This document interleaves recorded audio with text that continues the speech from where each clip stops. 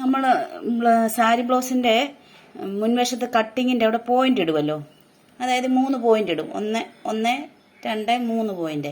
3 point ഇടുന്നത് ഇത് ഈ മുൻവശത്ത് ഈ സൈഡിലെ 2.5, ഇവിടെ താഴെ 3.5, ഈ കൈക്കുഴിയുടെ അവിടെ 4.5. ഇങ്ങനെയാണ് പോയിന്റ് ഇടുന്ന അളവ്. 2.5 3.5 4.5. ഇനി നമ്മൾ ഈ 3.5യുടെ അവിടെ നമ്മൾ ഈ ഒരു പെൻസിൽ വെച്ചിട്ട് ഇതിങ്ങോട്ട് മടക്കണം. മടക്കിയിട്ട് ഇങ്ങനെ മടക്കിയിട്ട് നമുക്ക് ഇവിടെ 1.5 ഇഞ്ച് എടുക്കണേ.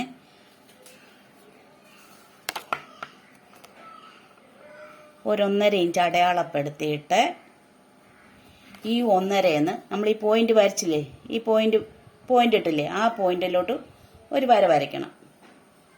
ഒരു വര വരച്ചേ, എന്നിട്ട് അത് മടക്കണം. മടക്കിയോ?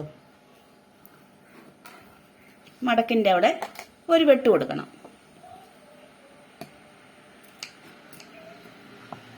വെട്ടിയേ? ഇതായത് ഇവിടാണ് നമുക്ക് കൂടുതൽ ഇടേണ്ടത്. മറ്റിടത്തൊക്കെ ശകലിച്ചാൽ മതി, ഒരു 1/4 ഇഞ്ച് പോലും ഇടത്തില്ല. ഇത് നമുക്ക് കൂടുതലിടും.